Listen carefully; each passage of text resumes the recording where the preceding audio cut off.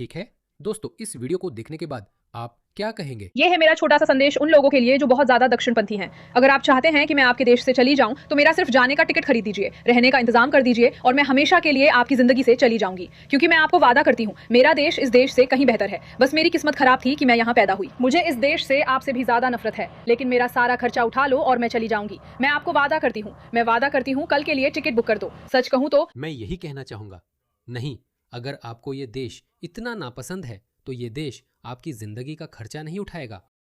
आपको अपना दूसरा देश और भी ज़्यादा पसंद है तो आपको वहाँ मुफ्त में भेज दिया जाएगा।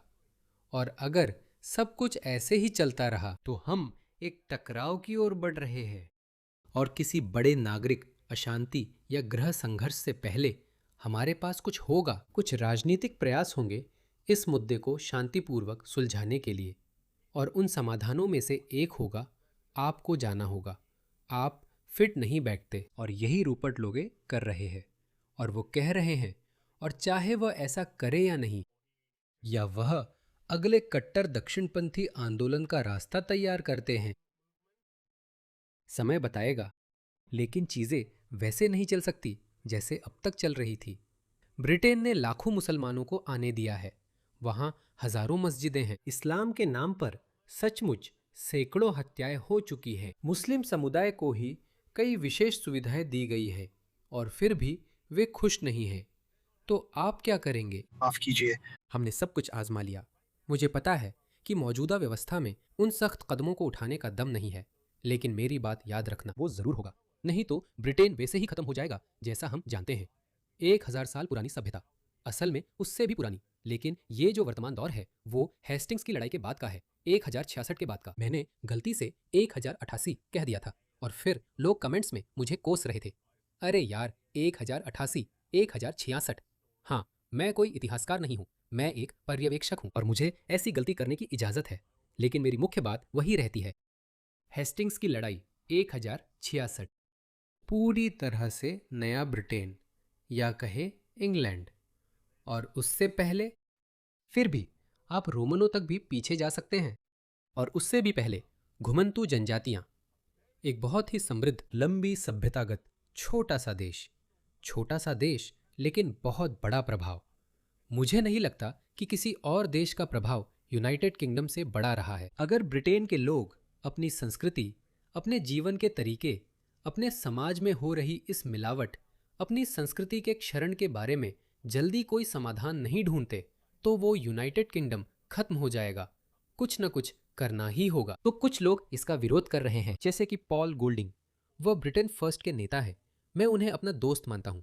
मैं उनके इजराइल पर विचारों से पूरी तरह सहमत नहीं हूँ, और हाल ही में मैंने इसका विरोध भी किया था। लेकिन हर चीज इजराइल के बारे में नहीं है, ठीक है? अगर हमारे दिमाग में एक बड़ा लक्ष्य है जो कि पश्चिमी सभ्यता को बचाना है, तो हम सहमत और असहमत हो सकते हैं। हमें हर किसी की मदद चाहिए, हमें जितना समर्थन मिल सके उतना चाहिए। इसे देखिए। ये लंदन फतवा काउंसिल है। ये उन शरिया अदालतों में से एक और है। ये वाला वेम्बली वेस्ट लंदन में है। दुर्भाग्य से पूरे यूके में ऐसी 85 से ज्यादा शरिया अदालतें चल रही हैं। ये काफी चौंकाने वाली बात है कि एक विदेशी धर्म ने आकर अपनी खुद की कानूनी व्यवस्था बना ली है, जो ब्रिटिश कानूनी व्यवस्था के साथ साथ चल रही है। किसी देश में यही होता है, जब आप ऐसे अवैध प्रवासियों को आने देते हैं जिनके मूल्य पश्चिमी मूल्यों से मेल नहीं खाते। बिना किसी जवाबदेही के जब वे आपके देश पर कब्जा कर लेते हैं। कई मायनों में लंदन कट्टरपंथी इस्लाम के आगे झुक गया है, और मैं ये स्पष्ट करना चाहता हूं, हम इस शो में किसी भी धर्म के खिलाफ नहीं हैं। ये मुस्लिम होने के बारे में नहीं है, ये उस बारे में है कि जब आप यूनाइटेड किंगडम के कानूनों से अलग 85 शरिया अदालतों को अपने नियमों के तहत स्वतंत्र रूप से काम करने देते हैं, तो क्या होता है। पॉल गोल्डिंग ब्रिटेन फर्स्ट के नेता हैं। पॉल, आपके यहां आने के लिए धन्यवाद। क्या आप हमें बता सकते हैं कि ये कैसे कानूनी है, और ब्रिटिश सरकार इसमें हस्तक्षेप करके इन्हें बंद क्यों नहीं करती। आपकी अटकलें भी मेरी तरह ही सही है, लेकिन सबसे स्पष्ट कारण वोट है। बिल्कुल अमेरिका की तरह, लेकिन उससे भी ज्यादा हद तक इस देश की सत्तारूढ़ लेबर पार्टी इस्लामी वोट बैंक पर बहुत ज्यादा निर्भर है। और हाल ही में जब हमारे पास, मेरा ख्याल है वो 7 7 अक्टूबर को इजराइल में हमला हुआ था, लेबर सरकार ने इजराइल के समर्थन में बहुत मजबूती से बयान दिया और यूके में उनका इस्लामी वोट बैंक लगभग बिखर गया, लगभग खत्म हो गया। ठीक है। तो तब से वे उन लाखों इस्लामिक वोटों को वापस जीतने के लिए पूरी कोशिश में लगे हुए हैं।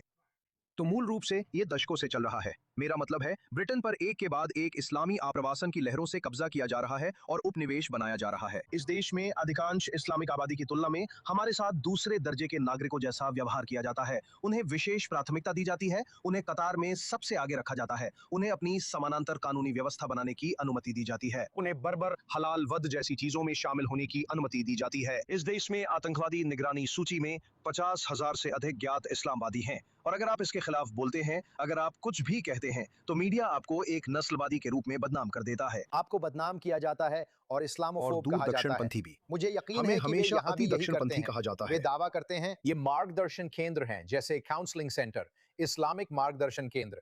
ब्रिटिश सरकार ने जाहिर तौर पर इन काउंसिलों पर एक जांच की थी। यहाँ उद्धरण है, मुस्लिम अदालतों पर 2018 की होम ऑफिस रिपोर्ट को सौंपे गए बयानों में महिलाओं ने कहा कि इमामों ने गंभीर घरेलू हिंसा के मामलों में भी उन्हें अपने पतियों के पास लौटने के लिए मजबूर करने की कोशिश की। एक महिला ने कहा कि एक शरिया कानून काउंसिल ने, उद्धरण, बार बार उसे अपने पति से तलाक देने से इनकार कर दिया, यहां तक कि जब उसके पति ने उस पर तब हमला किया जब वो गर्भवती थी और उसकी बेटी को खिड़की से बाहर फेंकने की कोशिश की। और ये एक बहुत ही समस्याग्रस्त शरिया कानून है जिसे ताहा ताहा जुजिया कहा जाता है। नूरिया खां वास्तव में यूएई में इसके शिकार हुई थी।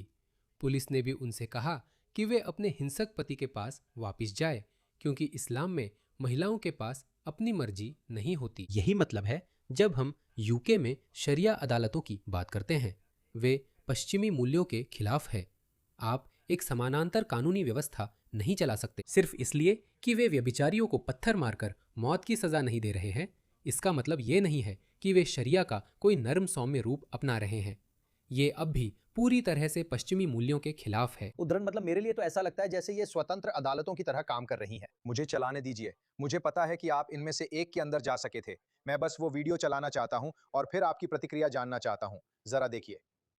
क्या हम शरिया अदालत को देखने के लिए तैयार हैं? नहीं, सच में नहीं, मुझे बस जाना है। यहाँ पर जज बैठेंगे और यहाँ पर पक्षकार बैठेंगे। और मैं उन्हें बुलाऊंगा, वे अंदर आ रहे हैं। ये तो पागलपन है। इन्हें काम करने की अनुमति कैसे मिलती है? मैं समझ नहीं पा रहा हूं। ये एक ही देश में दो सरकारों जैसा है। असल में अगर कोई भी राजनेता इस मुद्दे को उठाने की कोशिश करता है, तो उसे तुरंत इस्लामोफोबी या कट्टर दक्षिणपंथी या नस्लवादी कहकर बदनाम कर दिया जाएगा। और मूल रूप से सत्तारूढ़ लेबर पार्टी, वे जो कुछ भी कर सकते हैं वो करते हैं ताकि इस्लामिक ब्लॉक वोट को अपने पक्ष में बनाए रख सकें। तो मूल रूप से उन्हें जो चाहे करने की छूट है, और पूरे यूनाइटेड किंगडम में उनकी राजनीतिक ताकत और मुखरता बढ़ रही है। हमने देश भर में कई क्षेत्रों में यह देखा है। अगर आप बर्मिंघम, लूटन जैसे क्षेत्रों को देखें, तो देश भर में ऐसे कई क्षेत्र हैं। लंदन में हमारे पास एक इस्लामिक मेयर है। अगर आप देखें कि ब्रिटेन में मुसलमान कहाँ रहते हैं और उनकी संख्या लाखों में है, तो बहुत सारी जगहें, कस्बे और शहर हैं जो पहले अंग्रेजी कस्बे और शहर हुआ करते थे, जो अब बस ऐसे दिखते हैं जैसे अब वो मध्य पूर्व जैसे दिखते हैं। और उनमें से बहुत सारे वही हैं जहां लेबर पार्टी को आमतौर पर चुना जाता है और वहीं वे सत्ता में है। क्योंकि मुस्लिम लोग एकजुट होकर सत्तारूढ़ लेबर पार्टी के लिए वोट करते हैं, जैसे वे अमेरिका में करते हैं। वे वोट देंगे। हमारे यहाँ भी वही स्थिति मेरा है। मानना है पॉल, जब आप देखें तो फिर से ये मुस्लिम विरोधी नहीं है, लेकिन जब आप शरीयत कानून के सिद्धांतों को देखते हैं और ये शरीयत कानून की अदालतें हैं, तो पूरे यूके में ऐसी 85 से अधिक शरीयत अदालतें हैं। सिर्फ कुछ सिद्धांतों की बात करें तो चोरी करने पर हाथ काटने की सजा है, कुरान के किसी भी हिस्से की आलोचना या इनकार करने पर मौत की सजा है, मोहम्मद की आलोचना करने पर भी मौत की सजा है। एक मुस्लिम जो गैर मुस्लिम बन जाता है उसे मौत की सजा है। कोई गैर मुस्लिम जो मुस्लिम महिला से शादी करता है उसे भी मौत की सजा है। समलैंगिकता, इसकी भी सजा मौत है। देखिए, मुझे समझ नहीं आता कि इन सब बातों का इंग्लैंड के चर्च के साथ कैसे मेल हो सकता है। क्या आपको समझ आता है? नहीं, बिल्कुल नहीं। ये अंग्रेजी कानून की पुरानी परंपराओं के साथ मेल नहीं खाता, और जाहिर है अमेरिका की कानूनी व्यवस्था भी अंग्रेजी कानून पर आधारित है जो 1000 साल से भी पुराना है, मैग्ना कार्टा वगैरह वगैरह। और आप जानते हैं, आखिरकार शरिया कानून बर्बर है। ये एक विदेशी विचारधारा है जो मध्य पूर्व के देशों जैसे अफगानिस्तान या ईरान वगैरह में लागू होती है। इसका एक ऐतिहासिक ईसाई देश जैसे ब्रिटेन में कोई स्थान नहीं है, लेकिन चूंकि वे एक बहुत ही शक्तिशाली वोटिंग ब्लॉक बनते जा रहे हैं और हमारे यहाँ अमेरिका के डेमोक्रेट्स के समान लोग हर मोड़ पर उन्हें खुश करने के लिए हर संभव कोशिश करते हैं, उन्हें मूलतः जो चाहे करने की छूट मिल जाती है, जिसमें एक समानांतर कानूनी व्यवस्था बनाना भी शामिल है। आप जानते हैं और आप फर्क देख सकते हैं, उन्हें अपनी खुद की कानूनी व्यवस्था चाहिए, क्योंकि शरीयत कानून अंग्रेजी पारंपरिक ऐतिहासिक कानून से बिल्कुल अलग है। मूल्य, मुख्य सिद्धांत इतने अलग हैं। ये सभ्यताओं का टकराव है। यहाँ पश्चिमी कानून और बर्बर मध्य पूर्वी कानून आमने सामने हैं। मैं आशा करता हूं पॉल, मैं तो आशा उन्हें करता हूं बनाना लोग, होगा। माफ कीजिए, मैं आशा करता हूं कि इंग्लैंड के लोग इस बात के लिए जाग रहे हैं। मुझे उम्मीद है कि वे जाग रहे हैं। ये यहां भी हो रहा है। फिर से कह रहा हूं, ये मुस्लिम विरोधी नहीं है, लेकिन आत्मसात होना जरूरी है। और अगर आप इंग्लैंड जैसे पश्चिमी देश हैं, जैसे हम हैं, आपको ऐसी संस्कृति होनी चाहिए जहां चीजें मेल खाती हों। और शरीयत कानून के सिद्धांत, माफ कीजिए, पश्चिमी सभ्यता के साथ मेल नहीं खाते। और ये सभी पश्चिमी देशों में सामने आ रहा है और कोई भी इसके बारे में कुछ नहीं कर रहा है। पॉल गोल्डिंग, मैं आपकी यहाँ मौजूदगी की सराहना करता हूँ। धन्यवाद। हमें अपडेट देते रहिए। वो थे पॉल गोल्डिंग। वह एक दक्षिणपंथी देशभक्त पार्टी ब्रिटेन फर्स्ट के नेता है। और हमें ऐसे और भी बहुत से लोगों की ज़रूरत है। और जैसा कि मैंने पहले कहा था, हमारा आंदोलन बढ़ रहा है। पश्चिम के इस्लामीकरण के खिलाफ हमारा विरोध भी बढ़ रहा है। देखते रहिए, समर्थन करते रहिए।